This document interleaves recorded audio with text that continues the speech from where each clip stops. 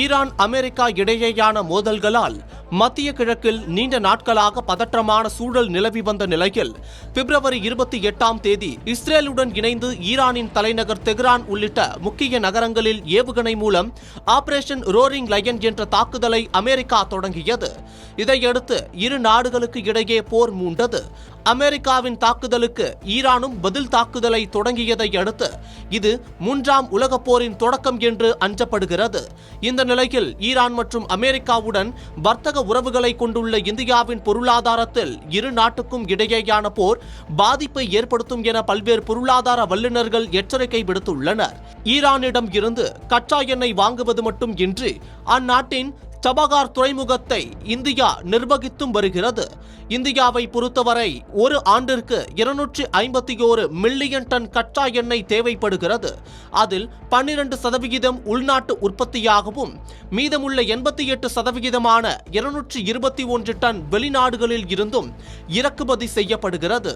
மொத்த இறக்குமதியிலும் அதிகபட்சமாக 38% ரஷ்யாவிடம் இருந்து சலுகை விலையிலும் 2% அமெரிக்காவிடம் இருந்தும் வாங்குகிறது.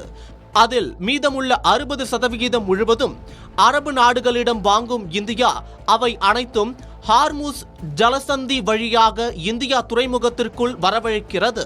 ஈரான் உள்ளிட்ட அரபு நாடுகளில் இருந்து எண்ணெய் இறக்குமதி செய்யும் நாடுகள் தங்களது கப்பல்களை ஹார்முஸ் ஜலசந்தி வழியாக கொண்டு செல்வதன் மூலம் உலக எண்ணெய் மற்றும் இயற்கை எரிவாயு ஏற்றுமதியில் சுமார் 40% ஹார்முஸ் ஜலசந்தி கடல் பாதை வழியாக செல்கிறது.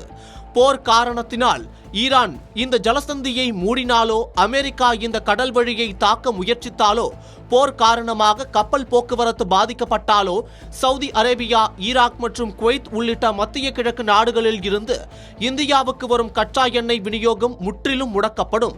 இது இந்தியாவில் கடுமையான எரிசக்தி தட்டுப்பாட்டை உருவாக்கும். தற்போது சர்வதேச சந்தையில் கச்சா எண்ணெயின் விலை பேரல் ஒன்றுக்கு $73 தாண்டியுள்ளது.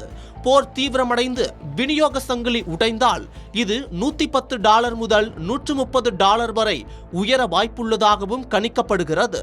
கடந்த காலங்களில் இஸ்ரேல் மற்றும் ஈரான் இடையேயான தாக்குதலின் எதிரொலியால் இந்தியாவில் ஏற்கனவே எரிபொருளின் விலைகள் உச்சத்தை தொட்ட நிலையில் தற்போது போர் பதற்றத்தால் சர்வதேச சந்தையில் மீண்டும் ஏற்பட்டுள்ள இந்த விலை ஏற்றம் பெட்ரோல் மற்றும் டீசலின் விலையை $200 வரையிலும் உயர்த்தக்கூடும் என அச்சத்தை உருவாக்கியுள்ளது. எரிபொருள் விலை உயர்ந்தால் காய்கறி முதல் அத்தியாவசிய பொருட்கள் வரை அனைத்தின் விலையும் உயர்ந்து பணவீக்கம் கட்டுக்கடங்காமல் போகும் சூழலை உருவாக்கி சாமானியர்களின் வாழ்க்கையை கேள்விக்குறியாக்கும் என பொருளாதார நிபுணர்கள் தெரிவிக்கின்றனர். அதே சமயம் இந்தியாவிடம் போதிய அளவில் கச்சா எண்ணெய் இருப்பு இருப்பதாகவும் அடுத்த சில மாதங்களுக்கு பற்றாக்குறை பாதிப்பு ஏற்படாது எனவும் மத்திய அரசு வட்டாரங்களில் கருத்து தெரிவித்துள்ளனர். மேலும் கச்சா எண்ணெய் பற்றாக்குறை ஏற்படும் பட்சத்தில் ரஷ்யாவிடம் இருந்து கூடுதல் கச்சா எண்ணெய் இறக்குமதி செய்யவும் மத்திய அரசு முடிவு செய்துள்ளதாகவும் தகவல்கள் வெளியாகியுள்ளன.